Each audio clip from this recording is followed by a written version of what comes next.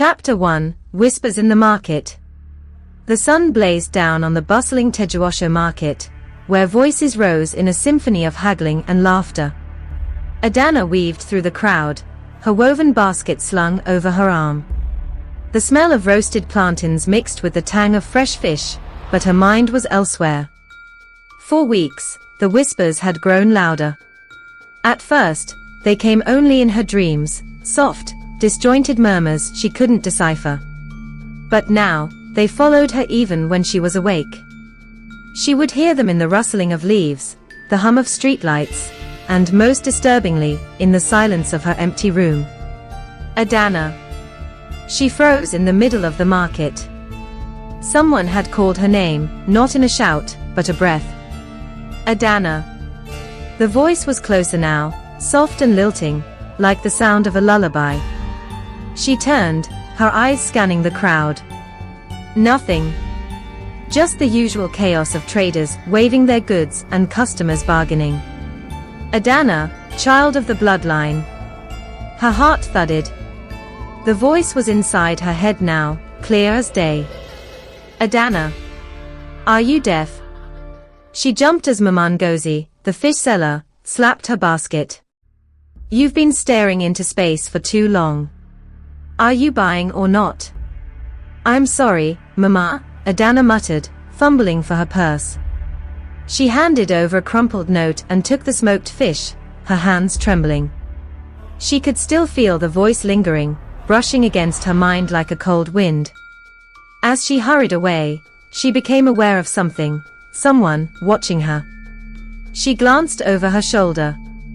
A woman in a flowing white dress stood at the edge of the market. Her face was shadowed by a wide-brimmed hat, but her presence was unnerving. Adanna blinked, and the woman was gone. Chapter 2, The Ghost of Amora. That night, Adanna locked her bedroom door and crawled into bed, the whispers still echoing faintly in her ears. She stared at the ceiling, trying to convince herself it was all in her head. Adanna. She bolted upright. The voice was no longer distant. It was in the room. Standing at the foot of her bed was the woman in white. What are you? Adanna stammered, pressing herself against the headboard. The woman stepped closer, her movements graceful yet otherworldly.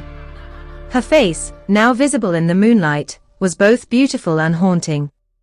Her eyes glowed faintly, and her skin shimmered like polished ivory. I am Amora, she said, her voice smooth as silk. Your ancestor. And the only one who can save you from what's coming.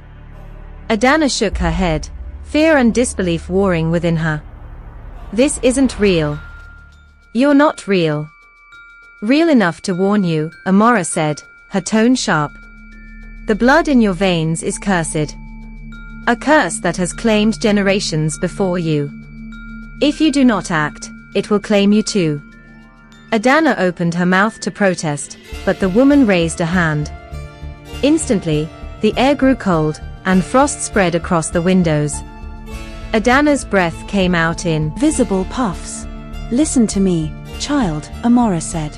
Your time is running out. The keepers are already watching.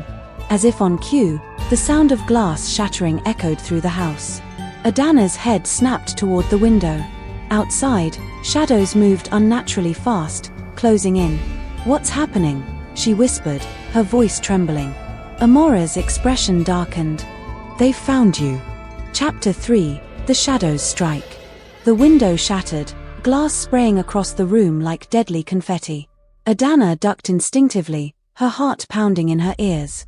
The shadows outside surged forward, taking shape as cloaked figures with glowing red eyes.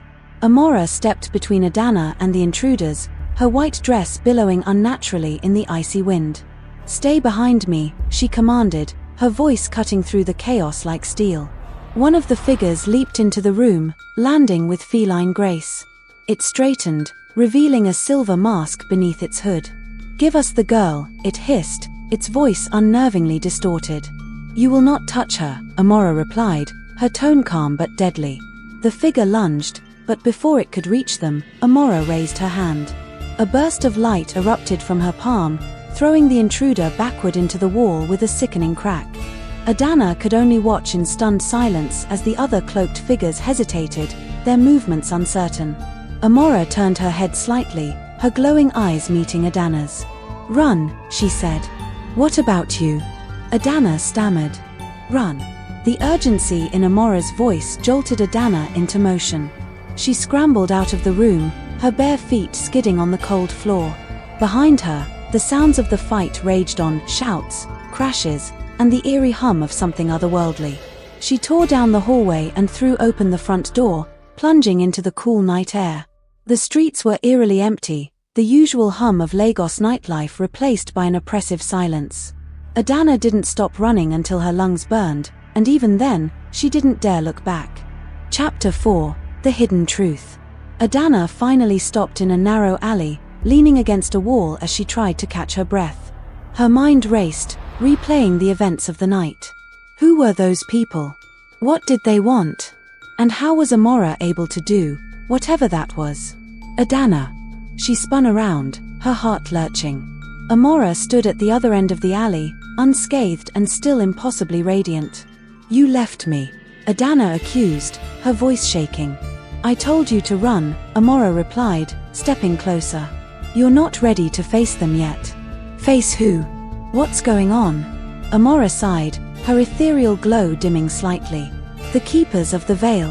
They are sworn to protect the barrier between the living and the dead, but they see you as a threat, a child of the cursed bloodline." Adanna shook her head, her confusion mounting. "Why? What does that even mean?" "It means you are special, Adanna," Amora said, her tone softening. "Your blood carries power that can either heal the divide between our worlds or destroy it. The Keepers fear what you might become." Adanna took a shaky step back. "I didn't ask for any of this. I just want to live a normal life." Amora's gaze hardened. "Normal is no longer an option. You've already been marked. They will not stop until they've taken you. Then what am I supposed to do?" Adanna whispered, her voice breaking. Amora reached out, placing a cold hand on her shoulder. "You fight. And I will teach you how." Chapter 5: The Awakening. The next few days passed in a blur as Amora began training Adanna. They moved from place to place, staying one step ahead of the Keepers. Amora taught her how to harness the strange power within her, how to summon frost with a flick of her wrist, how to manipulate shadows to cloak her movements, and how to sense danger before it arrived. Adanna struggled at first, her fear and doubt holding her back. But with each lesson, she grew stronger, her confidence building like a flame in the darkness. One night, as they rested in an abandoned warehouse on the outskirts of the city, Adanna turned to Amora. "Why are you helping me?" she asked. Amora's expression softened, and for the first time, Adanna saw a hint of vulnerability in her ethereal features. "Because I failed before. I couldn't save the others in our line. But with you, I have a chance to make things right." Adanna swallowed hard, the weight of her ancestors' words settling over her like a heavy cloak. "What happens if we lose?" Amora's glow dimmed slightly. "If we lose, the veil will shatter. And neither the living nor the dead will be safe." Adanna clenched her fists, determination hardening her resolve. "Then we won't lose."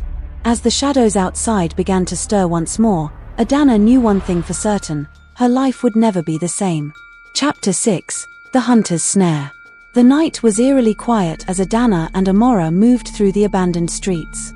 The air was thick with tension, and the faint glow of streetlights flickered ominously.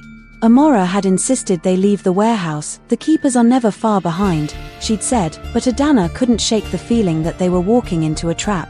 "Where are we going?" Adanna whispered, her breath visible in the icy air. "To someone who can help," Amora replied, her voice low but steady. "If we're going to fight the Keepers, we need allies. This isn't a battle we can win alone." As they turned a corner, Adanna froze. A figure stood in the middle of the road, shrouded in shadow. Unlike the others, this one wasn't cloaked. Instead, he wore dark armor that gleamed faintly under the streetlights. A long, curved blade hung at his side, and his red eyes glowed with an intensity that made Adanna's stomach churn. "Amora," she whispered, gripping her ancestor's arm. "Who is that?" Amora's expression darkened. A hunter. The man took a step forward, his movements slow and deliberate. You've been quite the elusive prey, Amora, he said, his voice smooth yet menacing. His gaze shifted to Adanna. And this must be the child. Adanna felt her knees go weak, but Amora stepped in front of her, shielding her with an outstretched arm. Leave her out of this, Cain, Amora said coldly. Cain chuckled, the sound low and mocking. You know that's not how this works. The girl is the key, and the keepers will stop at nothing to have her. She's not ready, Amora said. Then you've already lost. Before Adanna could react, Cain moved with blinding speed, his blade slashing through the air. Amora deflected the strike with a burst of light, the clash sending shockwaves that rattled the nearby buildings. Run, Adanna, Amora shouted. No. Adanna protested, but Amora's glare silenced her. Now. Tears stung Adanna's eyes as she turned and sprinted down the alley, her heart pounding. The sounds of the battle, clashing steel, blasts of energy, and Cain's mocking laughter faded as she ran. But she didn't get far. A net of shimmering threads dropped from above, ensnaring her. She struggled, but the more she moved, the tighter the threads became. A figure stepped out of the shadows, a woman with silver hair and piercing blue eyes. Got you, the woman said, her voice laced with triumph. Adanna's struggles ceased as fear gripped her. Who are you? The woman smirked. A keeper. And you, my dear, are coming with me.